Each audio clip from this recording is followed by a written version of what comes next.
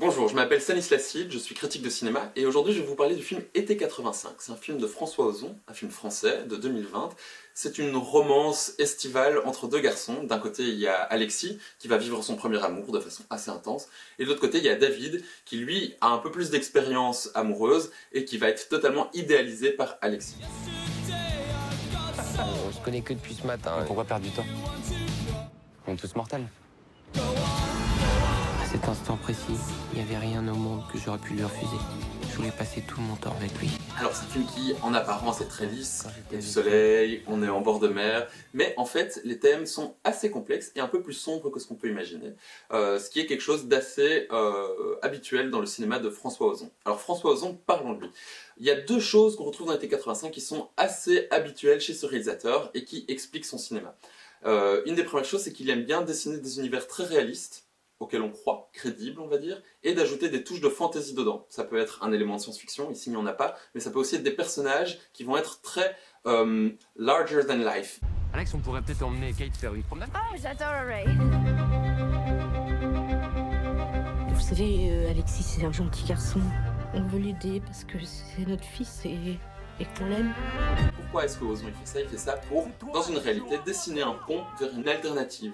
C'est sa façon à lui de dessiner des utopies. Et ici, dans l'été 85, il va le faire. Pourquoi?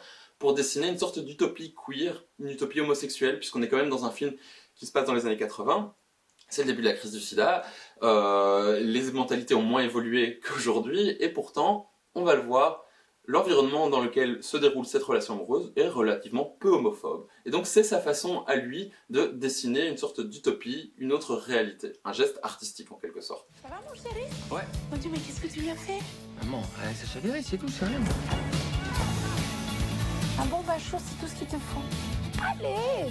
Avec ta mère, vous faites ça à tous les mecs qui chavirent. Une autre façon de reconnaître que c'est un film de François Ozon, c'est le montage qui est très rapide, qui va accompagner justement la description de l'amour qui monte, et à un moment, le montage va se calmer, va ralentir, pour accompagner l'idée de la mort, qu'on observe plus à un certain moment. Et donc, en quelque sorte, la forme va appuyer le propos. C'est un film très agréable à regarder, il y a de la musique pop des années 80, des vêtements super chouettes.